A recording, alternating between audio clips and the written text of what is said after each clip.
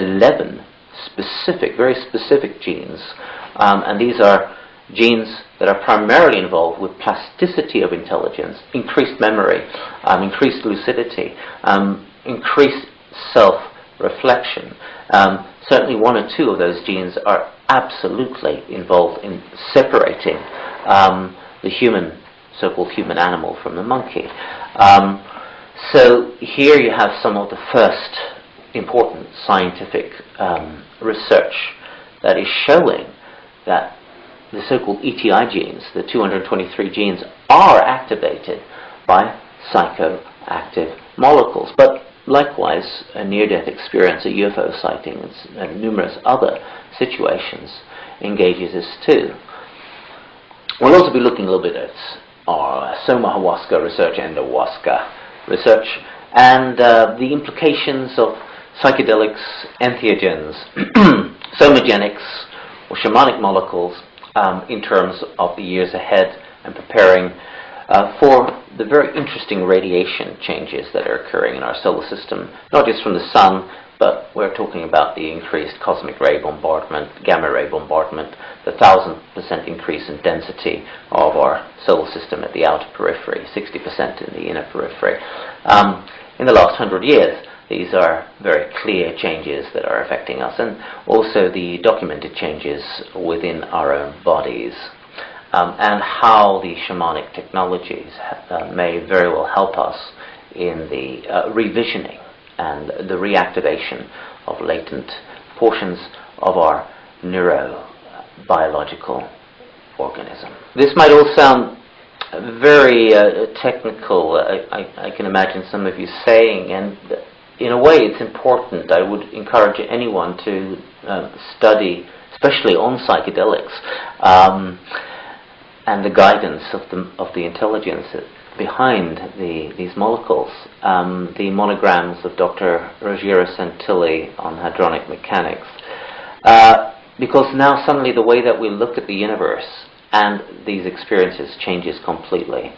The ontology changes completely. In fact, Dr. David Bohm's holism and the implicate order, the ontologist, and excellent ontology of Dr. David Bohm, has empirical evidence. So you get a macro irreversibility. Philosophy changes. You get hyper-philosophy, because philosophy maintains its existence on three questions which need to be answered, the three philosophical questions of where do we come from, who are we, where are we going. Since biological systems have now been demonstrated by Illert and others to operate in four directions of time, that is time forwards, time reverse, from itself, and time forwards into the future, and from a hypersphere backwards to itself. These are four directions of time, and that biological systems are multiple sheets, multiple layers of time, literally, so that the sap in a tree, which is not supposed to be able to grow and flow up the tree at high altitudes, simply uses the four directions of time to be able to time tunnel itself, it would seem that way. The linear understanding is no longer there in the sense that we had it by the old models that we build our reality on. The way we look at reality has been socially imposed on us through our parents, then through our teachers, through television, through all of our cultural assumptions of what reality is. And we think that these things are real. We think that physical reality is real. Of course, many of you in the audience absolutely have seen that something else is definitely going on.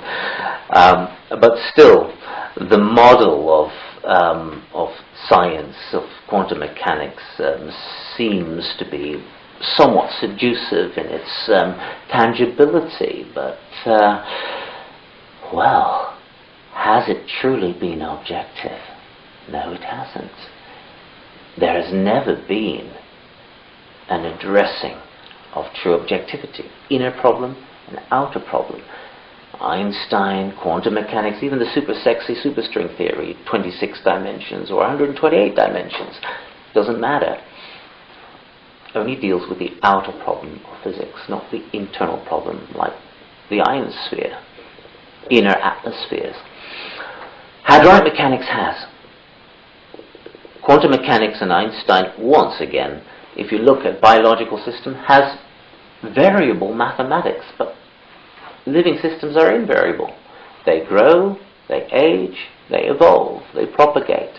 So you need an invariant mathematics, and when you do that, and it has been done now, and it works practically in making technologies that reverse pollution on this planet beautifully, repeated all over the planet, so they are practical. When you apply that, boom, objective reality is something completely different. And so the experiences we have with ayahuasca, with entheogens, with some of the very powerful molecules which we've known so little about and which has been so difficult to research because of politics and not science, and which appear to be at the center of the initiation mysteries of Egypt, of the Greeks, early Greeks, and certainly of the Proto-Vedic period, and even Scandinavia, and through the Grail law. These experiences are describing a reality that cannot be bottled in the limitations of quantum mechanics. Some people experience miraculous healings. People experience changing of aging in an ayahuasca session. It might last some months. For some people it lasts years. For some people hours. But physiologically, if you look at the person, the wrinkles disappear. So in a laboratory, that should not be happening. That cannot be described. Certainly quantum mechanics cannot describe that, because it can't describe a living organism. It only deals with single potentials.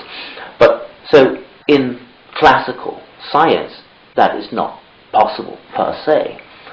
But it is being observed. By hadronic mechanics, if the hadronic unified force is being accessed as the harmine, penoline, ayahuasca molecule accesses 8 cycles per second, then these things are a natural consequence. In the laboratories of Dr. Santilli in Florida, some of the magnicular matter, this unique matter that has collapsed the uncertainty principle of Heisenberg, has collapsed the sphere of not knowing where the electron is, into a donut-shaped configuration. So 2 electrons in a donut configuration, where the 2 electrons actually go through the hadronic horizon. So they go from 10 to the minus 9 of a centimeter to 10 to the minus 13 of a centimeter. That was considered impossible, but it's a kind of nuclear fusion, and it's been repeated all over the world, where the proton and the electron sphere overlap. This isoelectronium, as it's called, is a pseudo-superconductor, and whole clusters of those then gather together into what's called magnicles. When a piece of magnicle fell on some of the workers in Dr. Santilli's hadronic labs in Florida, they had the flu, they had influenza, and the influenza disappeared. They had a splitting headache, but the influenza disappeared. So hadronic medicine is a completely new front, it would seem, except in some of the post-Vedic literature. A colleague of ours, Professor Johansson, who is he's the head of the PhD board at Trondheim University, he sent some of his anthropology students to do our endohuasca research. Endohuasca is endogenous ayahuasca, where the pineal gland produces its own ayahuasca molecules. Although in the last years, primarily already in '97, we're starting to look at N-methyl D-aspartate molecules. Now, you in the audience, just to make that a little more exciting, that's molecules like ketamine hydrochloride, angel dust, or PCP, and dextermethorphan. So these specific selective N-methyl D-aspartate inhibitors, the effects of these molecules are very similar to what we've experienced in 16 days of isolation, primarily on the kind of 10th day, in total light isolation. And recently, in the last few years, in fact, the endogenous ketamine molecule, you could say, agmatine, has been discovered in the human body, and there is greater and greater indicators that this may be the, like penoline, a neuroprotective agent directly involved in